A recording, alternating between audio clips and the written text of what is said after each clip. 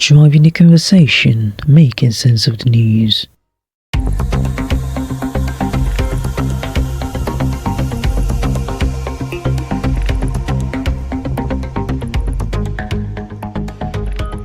Welcome to this episode of Making Sense of the News with me, Njideka Maduka. In this episode, we're making sense of Nigeria's insecurity. This episode is inspired by the recent killings in Benue State. A sad incident, I must say. As you already know, there had been a lot of talks concerning it. Making Sense of the News with Njideka Maduka is open to collaboration. Are you a thought leader or news source or simply passionate about national issues that you want to feature in the podcast? Do connect. Send an email to NjidekaMaduka2015@gmail.com. Let's make sense of the news together, one headline at a time. But back to Making Sense of the News with Njideka Maduka. You know, what we're facing as a country is actually more than insecurity. It's bloodshed, it's chaos, it's the silence and the often outright indifference. But the question is, how did we get here? For a start, I think Nigeria's security situation took a nosedive beginning sometime in 2009. I remember because it was the period Boko Haram began to rear its ugly head. I remember that year quite clearly. I was a youth corps member serving in one of the northern states. There was slight tension in our area in one of those days. Later we heard that some people were spreading a version of Islam that was different, very different from what these people knew. During one of the nights, we saw soldiers hanging around our lodge. At the time, I didn't really understand what was going on. I thought the soldiers were just doing their job. I didn't know what it meant for the future, for me or for Nigeria. Fast forward a few years, I was now working at a radio station in one of the southern states. And let me tell you, that job opened my eyes. We had access to so much information, just like any journalist, and we had the responsibility of sharing it with our listeners. During one of our shows, we were reading headlines, and the Boko Haram story came up. And you know what? Our listeners wouldn't let it go. Even when we tried to move on to other topics, they kept coming back to it. And it hit me. What they were doing is what we have continued to do as a country. Talk and talk and talk. And the same applies to the Herdsmen crisis in places like Benue and Plateau. So much talk, so much outrage, but no real solutions. Every time there is a fresh attack, you may say, oh, this one will be the last, sure. But then it isn't. The outrage fades, and life goes on until the next massacre. Take the recent attack in Yawata, Benue State. Over 100 people killed. Some say close to 200. The images were horrific. Women, children, all gone. And the President Bola Tinubu, finally visited, but only after public outrage. But let's not lie to ourselves. There is nothing new about what happened in Yawata. It's the same horror that has been playing out in Benue, in Plateau, Borno, Zamfara, you name it. Just with new dates and new names. In fact, just before that of Yawata, there were other attacks in Gwe West and Apa local government of Benue. Over 50 people killed. People jumped into wells as reported, trying to escape. In May this year, 4 communities were hit. You're talking about Yolaha, Serubian, Ahume, Aldona. 42 lives lost. Before that, another 20 in Aldona. The list is long. Plateau State itself has also been bleeding. Places like Bassar, Brion, Burkos. Who can also forget the Christmas Eve attacks in 2023? Over 200 people killed across 21 villages. It was called one of the deadliest massacres in Nigeria's recent history. You see the pattern, right? These are not isolated cases. They are recurring tragedies, and we're getting used to them. And that's dangerous. But it also makes me sad because there was a time Nigeria was safer.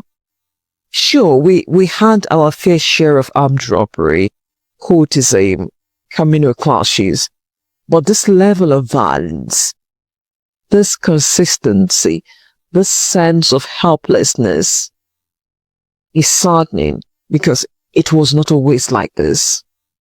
When Boko Haram first came up, many blamed former President Goodluck Jonathan. And maybe some of that blame was deserved. The time the kidnap of the Chibok girls happened, it took the government, 19 days to respond. Right? Then there was the 2010 Independence Day bombing that was carried out by the movement for the emancipation of Niger Delta meant they even claimed responsibility. Well, you saw Jonathan wearing it off, saying they were not the ones responsible. Sometimes he blamed his political enemies for the insecurity at the time. So there was this sort of denial of what was really going on, or the possibility of it escalating. Even when he finally took military action against Boko Haram, he was accused of targeting the north. Some northern leaders said it was a case of genocide. Even former President Muhammadu Buhari had been quoted as saying an attack against Boko Haram was an attack against the north.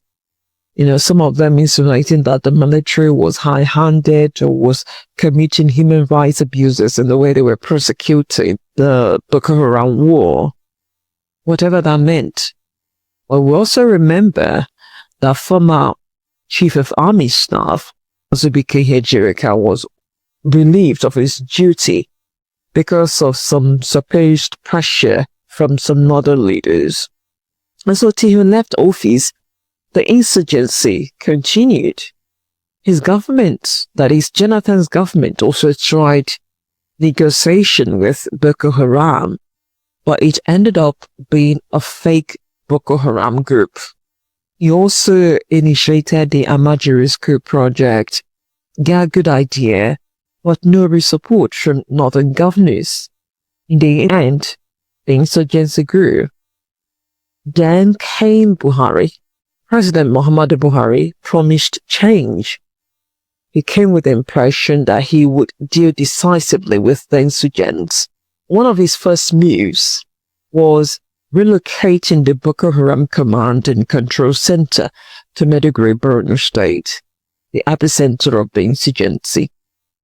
But apparently that announcement may not have made much difference given what we see today. Also, during his tenure, he established Operation Safe Corridor, a program that was meant to de-radicalize and rehabilitate members of the insurgent group. However, the program has come under scrutiny, especially with the continued carnage by terrorists.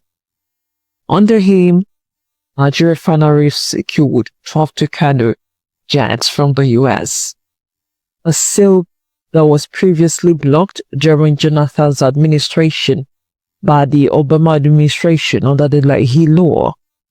The use of the jet has been questioned, with insurgents still, rampaging. The Buhari government also initiated a probe into over $2 billion in arms deal under Jonathan. Sadly, the central figure in that case, the former National Security Advisor, Samba Dasuki, is still in court answering questions regarding that. Buhari's government reportedly charged and prosecuted some terrorists and their enablers in mass trials.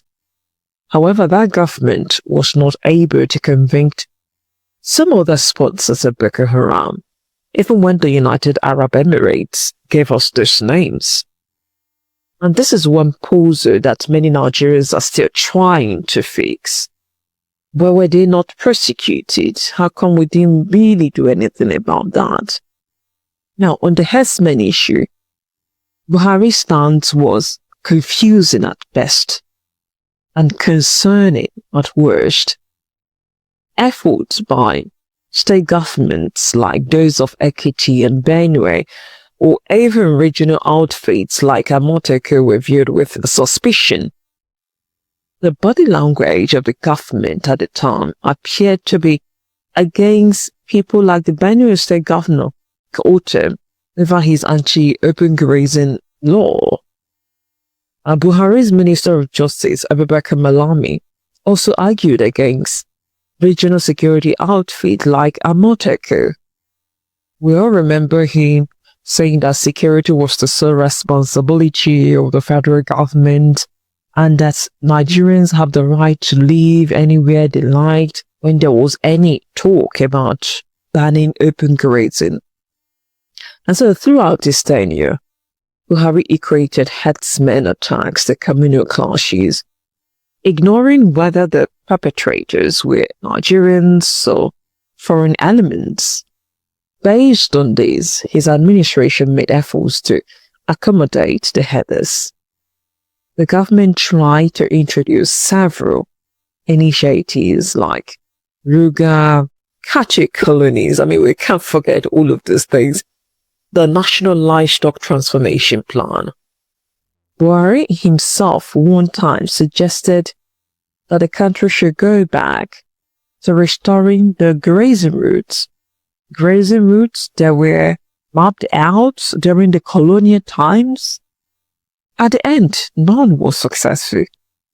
Because while Buhari felt the herdsmen attacks were genuine communal disagreements, critics were of the opinion the attackers were on the mission land grab, and therefore any effort by that government to accommodate them under whatever guise would be tantamount to handing them people's land on a platter of gold. And so till he left office, the insurgency and the herdsmen violence continued.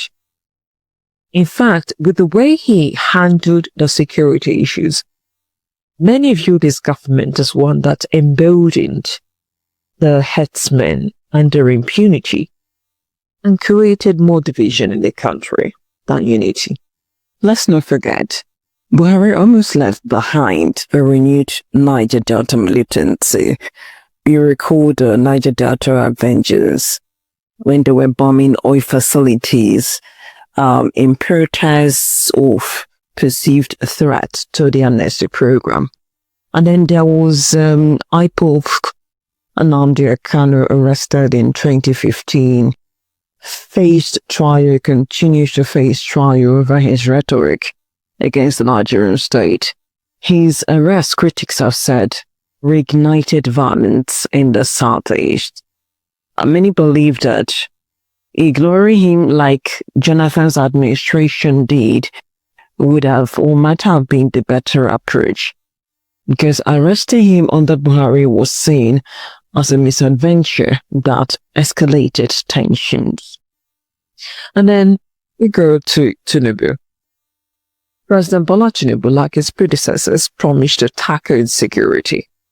In his manifesto, He emphasized military recruitment and terrorist battalions, police reform, and the like. Even before his presidential bid, he proposed donating unused public lands for herders ranching in order to tackle the farmers' herders crisis. But 2 years down into his administration, the crisis continued. At first, National Security Advisor Njideka Maduka touted the administration's achievements, claiming thousands of terrorists had been killed. However, terrorists and bandits have returned to Borno State with frequent bombings. The state government, we recall, recently lamented that only Mate Town in Mate local government area hasn't fallen back to the insurgent group. Some say the military shifted their focus to northwest where banditry is thriving. That's why terrorists have returned to the northeast. Others blame political detractors. But the fact is, we don't have answers. Not real ones. While Buhari was accused of handling some elements with kid gloves due to ethnic or religious ties, it's not too clear what's holding the Tinubu administration back. Even the government's Ministry of Livestock, newly created to address the farmer herders crisis, doesn't seem to be moving fast enough. Tinubu is known to be big on restructuring, including state police, but his current body language suggests he may be underestimating the urgency needed to tackle this. The president is also known for personally intervening in matters dear to him, but he seems uninvolved here because the constitutional review process for state policing is taking a slow pace at the National Assembly. Meanwhile, he was the same person who got the National Assembly to quickly approve the change of the national anthem. He was the same person who personally visited lawmakers at night to lobby their votes so that his preferred candidates could emerge as leaders of the National Assembly. So why not apply that same urgency to security? Much has been said about his recent visit to Benue State and how he had to do that at the last minute because of the outcry. He had been painted as being unconcerned. When he finally visited, he said he was expecting the IGP to have made arrests. Let's listen to him before we continue. Police, I hope your men are on alert to listen to information. How come no arrest is being made? I expect there should be arrests of those criminals. I will want us to create this leadership committee now and then we'll meet in Abuja to really fashion out the nucleus of a lasting peace. And I'm ready to invest in that peace. I mean, really? It's 2025. We have seen massacre after massacre. Has the president never asked the IGP before? Is he only reacting now because the pictures were so bad this time? And by the way, arrests have reportedly been made. Falana said it. Femi Falana, the human rights lawyer, said so. The problem is prosecution, according to him. So again, what's the hold up? I was listening to an analyst one time who said one of the best things about former President Olusegun Obasanjo was his hands-on approach. He would personally pick up the phone and call whoever needed to act. He got involved. He changed outcomes. It doesn't matter what the issue was. So the question is, how much of that proactive spirit could have saved us as a nation? the trauma that has come with the daily killings in the country. Under Buhari, I remember he once even admitted that he didn't know that the IGP at the time, the controversial Ibrahim Idris, had disobeyed his directive to visit Benue State over insecurity. So I ask, who is made to account for these failures? Who is answerable to whom? Away from that, President Tinubu also said he hadn't visited Benue State due to rain, floods and bad roads. Was that the same reason for not visiting other places that have witnessed horrific attacks since he assumed office? At the end of the day, Nigeria's insecurity isn't about one group, one religion, or one region. It's a mixed bag of everything. It's about extremist ideologies that have been allowed to fester. It's about politicians playing ethnic cards. It's about a security system that arrests but doesn't prosecute. It's about porous bodies, security personnel who may even sympathize with terrorists.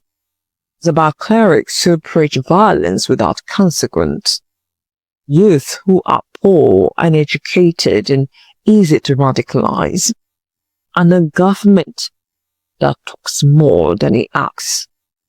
You can't fix a problem if you're not ready to admit the truth, and we haven't had that conversation, that honest conversation as a country. In the case of Boko Haram, much has been said, but how much of it is rooted in extremist ideology? How much of it in poverty or political opportunism? What happened after certain northern politicians, like a former governor of Zamfara State, began pushing for Sharia law under Obasanjo's government? How did that influence the ideological radicalization we see today? What are we doing about the extremists in our midst? What are we doing about radical clerics? Where's the follow through on the Amajiri Commission that was set up under Buhari? How many de-radicalized terrorists are actually reformed? And are they helping the military with intelligence, or are they going back to harming the communities? Are we even vetting our own security forces? And when are we going to have honest national conversations about Sharia? Who does it affect and who doesn't it? How should it be applied and how should it not be applied? And now the Herdsmen crisis, what about it? The crisis itself has been interpreted in many ways, from the rational to the absurd. Yet one thing remains consistent or constant. Innocent Nigerians have become victims. If the attackers are truly foreigners, as some people claim, how is Nigeria, a sovereign nation, failing to expel invaders? If they are local, why hasn't the government been able to resolve the issues between the two sides? No doubt, the current government, just like the one preceding it, believes ranching as one of the solutions. But given the trust deficit among communities over the herders, what is the plan by the Ministry of Livestock to rebuild that trust? Can we have a proper identity of the herders who would be embracing the system of animal husbandry? What is being done to sensitize the nomadic herders on the modern means of cattle rearing? What is the plan for those who would insist on the opposite route and who may continue to harass families and communities? Banditry and kidnapping in the northwest, as well as the gunmen and other violent attacks in both the southeast and southwest, are crimes which must be properly diagnosed and sincerely dealt with. The question remains, what's holding government back? Is it politics? Is it religion? Or are we simply led by people who don't really value life? Because it's hard to believe that any leader truly concerned, truly responsible will let this continue. would let people die like this and still sleep at night. So this is where we are. A nation used to trauma, a government slow to act, a people too tired to stay angry. Or something has got to change, because this is no longer just about insecurity. It's becoming our identity, and that's not something we can afford. Now, as I wrap up, I want to go back to something the analyst I mentioned earlier said. Leaders need to step in and to start showing real urgency, empathy, and accountability. Nigeria will stay stuck in the grip of a tragedy we can prevent. And honestly, it will just be a sad story about the fall of a country that was once the giant of Africa. That's it on this episode of Making Sense of the News with me, Njideka Maduka. So tell me, what do you think is the best way to resolve Nigeria's security challenges? Let me know in the comment section. If this episode resonates with you, please do share. Start a conversation, ask questions, push for accountability from leaders, from communities, from all of us. You can also listen, connect with me across platforms, whether Spreaker, Facebook, Spotify, Instagram, and others, via linktr.ee/NjidekaMaduka. Thanks for listening to Making Sense of News with Njideka Maduka. If this episode made you think, sparked your curiosity, or gave you clarity, don't keep it to yourself. Share it. And if you liked your feature in the podcast or collaborate as a stakeholder, opinion leader, or news source, do connect. Email at NjidekaMaduka2015@gmail.com. Let's keep making sense of the news together. We're headline at a time. Catch you on the next episode.